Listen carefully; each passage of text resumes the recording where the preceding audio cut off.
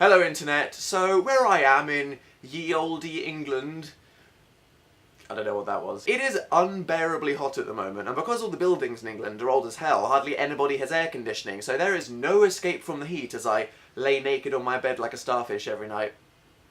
Just a lovely mental image for you all there. But this unbearable warmth reminded me of a tale that I have never shared with the internet before, of what was definitely the worst 24 hours of my entire life.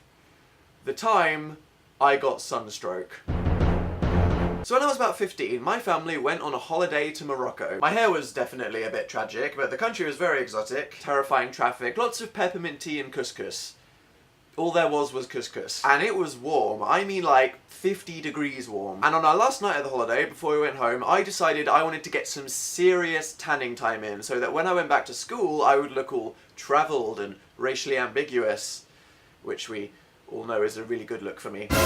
So I decided I was going to spend the entire day on a sun lounger by the hotel pool. And I took precautions, bear in mind. I was wearing so much SPF 50 I could have done breaststroke through a volcano if I wanted to. But little did I know, that was not the only precaution I should have taken. Imagine the human body is like a potato. If you heat it lightly from the outside, then the skin will get crispy and change colour, but the inside will be fine. Kinda like tanning. But if you bake it in an oven for hours, the inside will turn to mush. That is what sunstroke is, when your brain literally gets baked inside your head. In a state of total relaxation, having just finished a book with my Zune MP3 player on my favourite Evanescence playlist, I fell asleep directly under the sun in 50-degree heat for 5 hours. Bake it in an oven. I didn't really notice anything was wrong that evening. I went out for a meal with my family and again with the hair, had more couscous, and then came back to the hotel and got into bed. But at the stroke of midnight began my 24-hour tale of horror. I get up in the darkness to go to the bathroom, and as I'm peeing, another lovely mental image for you there, I black out. I just fall on the floor and wake up to see my mum, who ran in from the other room, shouting to ask if I was okay. Obviously, as a teenager, I was more concerned about my mum seeing me naked than my health situation, so I was like, "Oh my god, mum, you freak! Can you get out? What are you doing?" Projectile vomit. Uh-oh. I spend the next 7 hours leaning over the toilet I nearly decapitated myself on in a maelstrom of dizziness and nausea and cramps, with my mum kneeling behind me the whole time, rubbing my back. "Just go away, Mum!" The next morning, we are supposed to go to the airport and get on a flight home.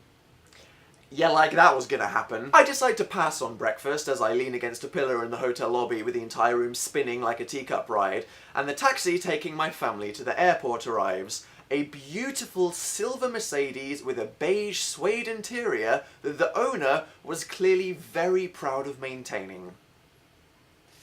If it was hard trying not to hydro-pump on people in a stationary environment, you can imagine the fun I had trying to contain it in this.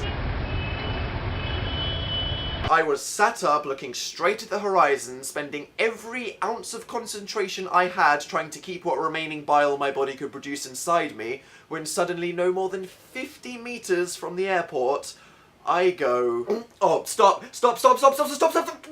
Mercedes with a beige suede interior. Now, different cultures are known for their varying levels of politeness. The Moroccan people I met were generally very kind and generous, and especially if they were offering some kind of service, such as a taxi driver gave obnoxiously polite customer service. It seemed kind of inappropriate in this particular situation. Oh god, I am literally the worst person alive currently. A white, 15-year-old British tourist with a weird haircut just puked in his Mercedes. And he was apologising. He was like, sorry, no problem, I clean. And I was thinking, why are you sorry for me chunking up the back seat of your car? Are you mad? Mortified, but he seemed so determined to not be bothered, I just focused on not doing it again. Now, the thought of a clean, non-moving, open airport seemed like a blissful respite after the car incident. No. We all know how weird the vibe is in an airport. It is the one place you cannot joke around or smile or be weird. You just wait in line, do the thing, and get on the plane. Standing in a security line for 2 hours when all you want to do is crawl into a ball in the corner of a dark room is very difficult. To onlookers, I might have just seemed a bit drunk, swaying from side to side, but to me, it was like, whoa. And whilst I don't have a particular problem with being groped by airport security when I inevitably beep going through the metal detector, I was just thinking, if anybody touches me, I will unleash a tidal storm of stomach acid down their front, and then I will get detained, I will be locked in a room, I will puke in the room, and then I will get probed, and I will puke on whoever probes me. Somehow I managed to make it through the gate, but the worst was yet to come. You don't really think about the freedoms that you have when you're inside your house, where you can walk where you want, or lie where you want, and there's a toilet on demand. I don't think I quite realised how I would have none of these things on a plane. Less of a feat of aeronautical engineering and more of a steel tube of horror that doesn't just turn corners, but dips, rotates, and turbulences. And so help me God if there was a queue for the toilet. Thankfully it was only a 4-hour flight, which I spent happily camping one of the cubicles with the doors locked. But then we got the announcement that we would shortly be beginning our descent into London Heathrow. And it really was the beginning of my descent.